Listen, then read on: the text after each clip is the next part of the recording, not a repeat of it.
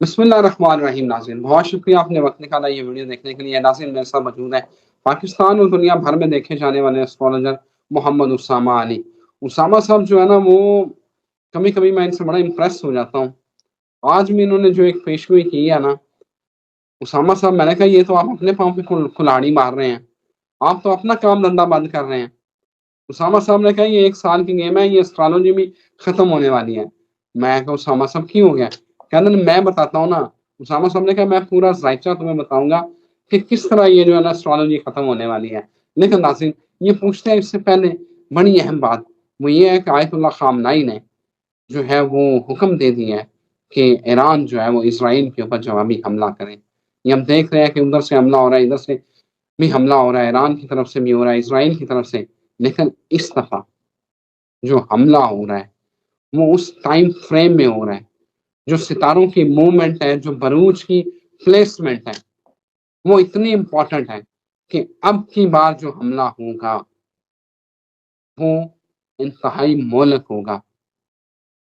वो ये सादा नहीं कि मिसाइल ड्रोन मार दिए, मिसाइल चल गए। इस दफ़ा इस हमले की नौइयत बहुत खतरनाक होगी। वो क्या होगी? इस वक़्त जो टाइम फ्रेम है, जो ज़ोडिएक चार्ट है, वो क्या कह रहा है? इसी बात के ऊपर हम पूछते हैं मोहम्मद उसामा अली से कि ये क्या कह रहे हैं, होने क्या वाला है और ये एस्ट्रोलॉजर्स का मक्खू क्यों ठपने पे तुल गए हैं? उसामा साहब, आप अपना ही कारोबार बंद करने पे तुल गए हैं। जी, बहुत शुक्रिया आपका। बिस्मिल्लाहिर्रहमानिर्रहीम, अल्हम्दुलिल्लाहि रब्बिल आलमीन, अल्लाहुम्मा सल्लि अला मुहम्मद व आले मोहम्मद। ये देखें, मैं तो इस पे, क्योंकि वो क्या कहते हैं, एस्ट्रोलॉजी तो लाइफ में आनी थी तो आ गई। बेसिकली तो मैं एक foreign graduate, business student, business, और आगे हमने तो खुद इंपोर्ट एक्सपोर्ट ही शुरू कर रहे हैं कि पूरी दुनिया में, बल्कि जो व्यूअर सुन रहे हैं, कुछ चावल शावल की जो है ना, पूरी हमने हर कंट्री में नेटवर्क बनाना है, क्योंकि आगे फूड का ही काम होना है। और अगले साल जो है इंपोर्ट एक्सपोर्ट का काम सबसे ज्यादा एज ए बिजनेस चलने वाला है, क्योंकि पाइसिस में जाएगा सैटर्न। ये बड़ा इंपॉर्टेंट नुक्ता है, जिस वजह से मैंने कहा है कि एस्ट्रोलॉजी का इंटरेस्ट लोगों का खत्म हो जाएगा। आज से पहले आपने पाकिस्तान में कभी इतना इंटरेस्ट देखा? चले आप ही बताइए, जो 2 सालों में हुआ है, इससे पहले कभी आपने देखा था आपके इतना एस्ट्रोलॉजर बेचारे आते थे साल के शुरू में, हैप्पी न्यू ईयर पे, या कभी 5 साल बाद इलेक्शन में, बस। इसके अलावा जो एस्ट्रोलॉजर थे, या वो कैसा दिन गुजरेगा या हफ्ता कैसा गुजरेगा, काइंड ऑफ। आप देखें कि इस 2 सालों में क्यों इतना पाकिस्तान, जिसमें एस्ट्रोलॉजी हराम थी, अभी भी काफी तबका इसको यूं ही समझता है। मेरे जैसे अल्लाह ताला ने जैसे लोगों को मौका दिया, फेम दी, इज्जत दी, तीर तुक्के ठीक कराए, इवन के फिर हमने चैलेंज भी किया कि इसको हराम कहना तो कोई फतवा लिखा लाओ। इस हद तक आगे हम इसमें आगे आए, और पहली दफा डेट्स देनी शुरू की, जिससे पूरे पाकिस्तान के माथे पे पसीने आए। फिर इवन ये भी बताया कि ये जो पामिस्ट हजरात हैं, ये इनको लेके क्यों बैठे होते हो भी चैनलों पे कि अगला दिन कैसे या मुल्क का क्या बनेगा। इन्होंने मुल्क का हाथ देखे। मतलब मोस्टली लोगों को तो पाकिस्तान में अब इस दौर में पता चला कि सर, पामिस्ट सिर्फ हाथ की लकीरों को देखने को कहते हैं। इल्म नजूम या एस्ट्रोलॉजर जो है वो डिफरेंट है। अभी भी इल्म जफर को समझते हैं कोई आसमानी चीज, वो हमारी लैंग्वेज में जफर भी इसी को कहते हैं, एस्ट्रोलॉजी को। आगे डिटेल्ड बताया सबको क्यों हुआ। सैटर्न एक्वेरियस में था। इसका इम्पैक्ट था कि एस्ट्रोलॉजी की तरफ आप लोगों का जदीद उसकी तरफ रुझान बढ़ने थे, अकलेट की तरफ रुझान जाना था। उसमें आपने देखा नए चेहरे मिले, नए लोग आए, एस्ट्रोलॉजी की तरफ सबका इंटरेस्ट डेवलप हो गया। अब ऐसे ही कहते कहते लोगों ने पूछना भी शुरू किया। तो इसलिए एक तो उन लोगों से जो इसके फैन हुए, जिन्होंने वाकई इसकी हकीकत को समझा कि ये एक अच्छी डाटा साइंस है, अच्छी फोरकास्ट दे सकती है, या कम से कम एक अच्छा मौसम बताती है जिंदगियों का, दिलों का। अब मैं तो दिल के हाल आज तक किसी ने बताए थे? चलिए ये बताए कि हमने तो तबीयत, मौसम, बीमारियां, मिजाज उस तक ले गए कि आपको बताएं कि एस्ट्रोलॉजी। फिर डेट्स, इनको फिर डेट्स देनी पड़ी, तो फिर बेचारे परेशान हो गए।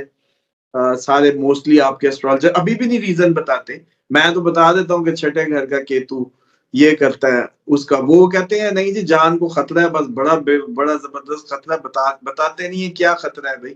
हमने तो चार्ट की ईची बीची खोली, जब गिरफ्तार हुआ कहा कि गुरु चंडाल योग लगा, जुपिटर राहु ये करते हैं, एज ए केमिस्ट्री समझाया लोगों को। अब मसला ये है कि अगर तो कोई वाकई एस्ट्रोलॉजी को समझता है या जानता है, उसको तो फिक्र नहीं होनी चाहिए, क्योंकि वो तो बेबाक कर देती है नॉलेज आपको, क्योंकि उसको पता है वो करे। अच्छा चले, अब मैंने अपने काम धंधे को क्या करना है भाई, मैं यही कर सकता था कि अगले साल से इंपोर्ट एक्सपोर्ट पे फोकस कर दूं, अपना वो इको मॉडल सिटी वाला जो काम है उस पर फोकस कर दूं, तो मैंने तो पहले ही तैयारी कर ली। अब दूसरा ये है कि जो हमारा तो वैसे भी दीनी खिदमत का भी एक रिलीजियस एस्पेक्ट है, अगले साल लेकिन ये चांसेस होंगे कि 4 दिन को ये जितने एस्ट्रोलॉजर्स, जो पहले एस्ट्रोलॉजर नहीं थे पिछले साल तक अपने साथ लगता था पामिस्ट, फिर उन्होंने देखा कि वाकई लोगों को समझ आने लगी है कि पामिस्ट्री डिफरेंट, तो अब अपने साथ एस्ट्रोलॉजर भी लगाने लगे। अगले साल ये लोग अपने साथ मौलवी, मौलाना, अल्लामा या रूहानी बुजुर्ग या रूहानी टाइटल्स भी लगवाएंगे। क्यों? क्योंकि अगले साल चलनी है आप लोगों के फिलॉसफी।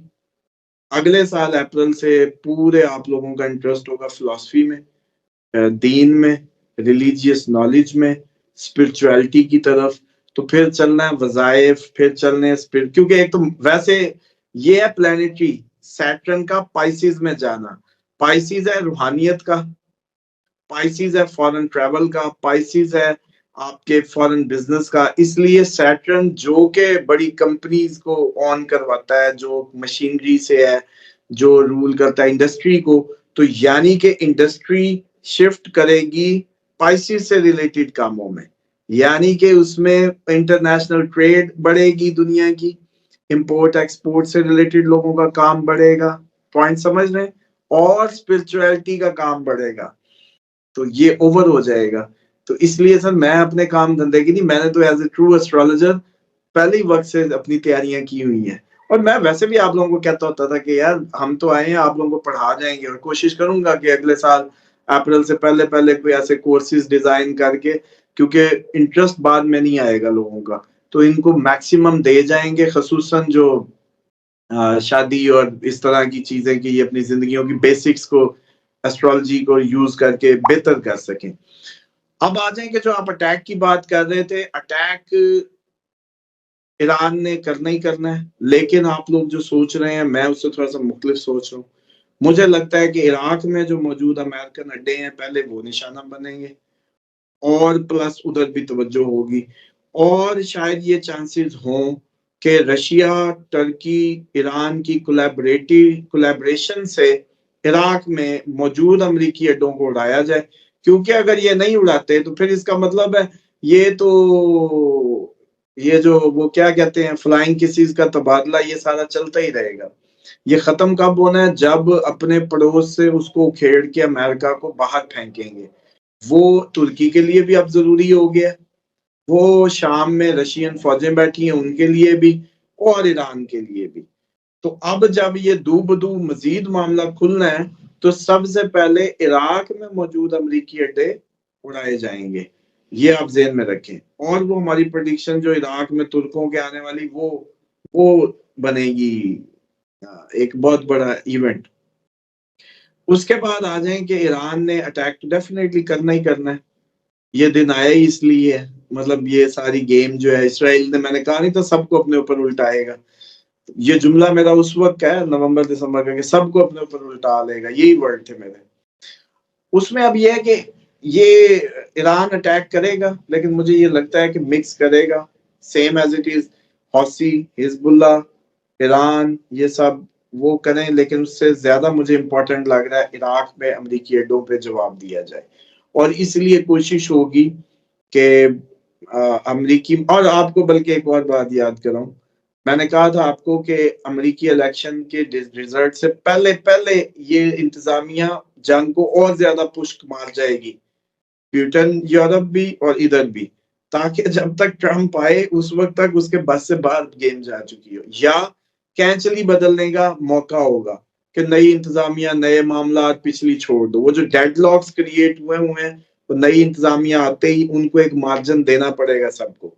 ट्रंप जाके ईरान को भी कह सकेगा, सऊदीया को कहेगा, पुतिन को कहेगा, यार अब तो मैं आ गया हूं ना, अब बस अब दोबारा से देखते हैं मामला को।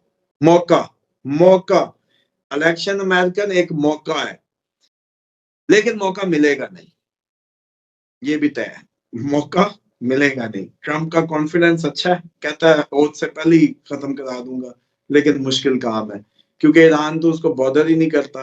अली खामनेई साहब को पिछली दफा अपने टर्म में उसने मिलने की थी ना दरखास्त, तो जापानी वजीर आजम जब पैगाम लेके गया तो रैपर ने कहा कि ये पागल आदमी है, उसकी बात ना करो, अपनी कोई बात करनी है तो करो।